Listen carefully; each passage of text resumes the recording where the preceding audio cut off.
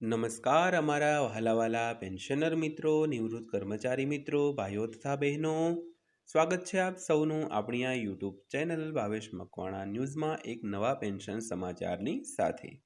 તો સૌથી પહેલાં બધાને જય શ્રી કૃષ્ણ, જય માતાજી, હર હર મહાદેવ. તો ફેમિલી મિત્રો, આજના વિડીયોની અંદર આપણે ચર્ચા કરીશું તારીખ 15/2/2026ના પેન્શન સમાચારની, એટલે કે સાંજના પેન્શન સમાચારની.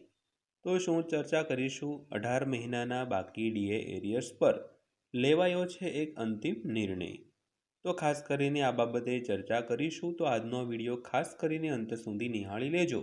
અને હજી સુધી જો આપણી આ ચેનલ તમે સબસ્ક્રાઈબ ન કરી હોય તો કૃપા કરીને એક વિનંતી છે કે આવી જ માહિતીઓ મેળવવા માટે આપણી આ યુટ્યુબ ચેનલને અત્યારે સબસ્ક્રાઈબ કરી લેજો મિત્રો.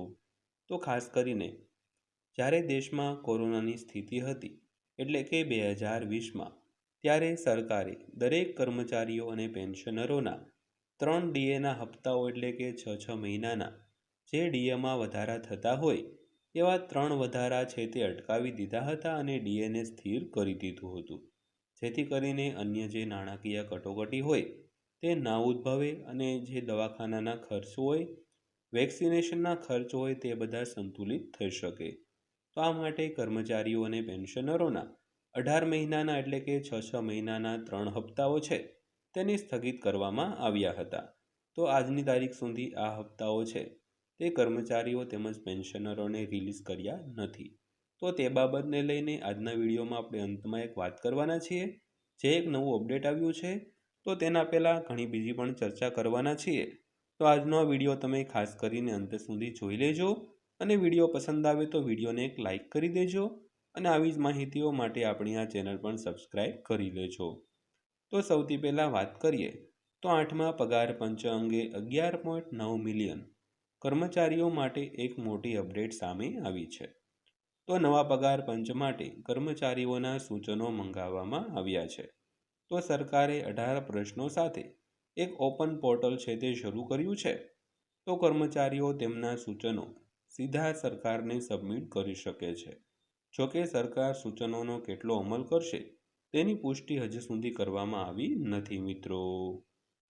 તો સૌથી પહેલાં વાત કરીએ તો 8મા પગાર પંચની આસપાસની ચર્ચા વિશે, જે 1 વર્ષથી વધુ સમયથી ચાલી રહી હતી તે હવે વધુ તીવ્ર બની ગઈ છે. તો 8મા પગાર પંચ પર કામ હવે જમીન પર દેખાઈ રહ્યું છે. તો સરકારે સંસદમાં 8મા પગાર પંચ સંબંધિત કેટલાક પ્રશ્નોના જવાબ પણ આપ્યા છે. તો નવા પગાર પંચ માટે એક વેબ પોર્ટલ, એટલે કે વેબસાઇટ પણ શરૂ કરવામાં આવી છે મિત્રો. ત્યારબાદ વાત કરીએ તો મોંઘવારી ભથ્થું મહત્વપૂર્ણ ભૂમિકા ભજવશે. તો નવા પગાર પંચ પહેલાં કર્મચારીઓને તાત્કાલિક રાહત આપવા માટે મોંઘવારી ભથ્થામાં સતત વધારો કરવામાં આવશે. જોકે કર્મચારીઓએ માંગ કરી છે કે મોંઘવારી ભથ્થાને મર્જ કરવામાં આવે, પરંતુ આ માંગણીને સરકારે નકારી કાઢી છે મિત્રો.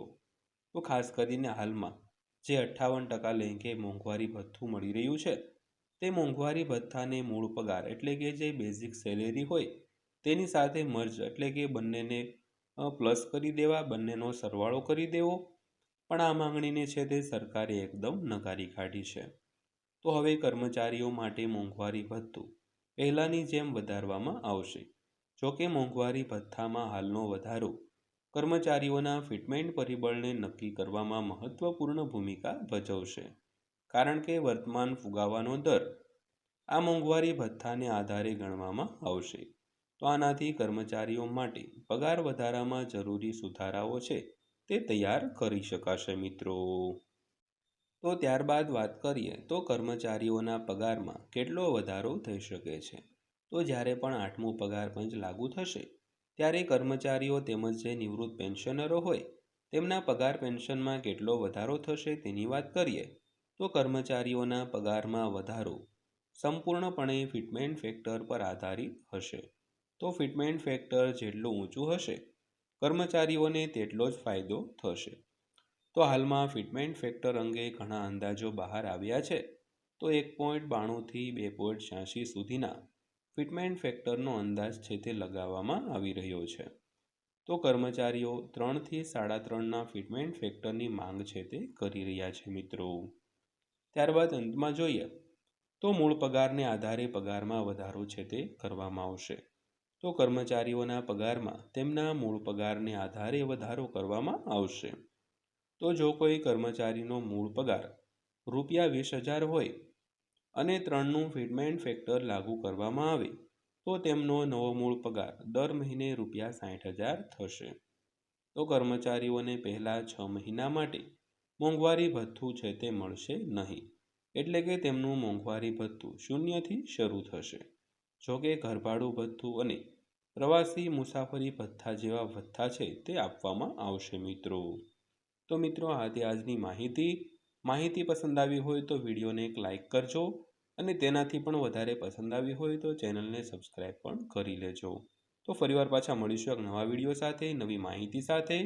ત્યાં સુધી સૌને જય હિન્દ, વંદે માતરમ.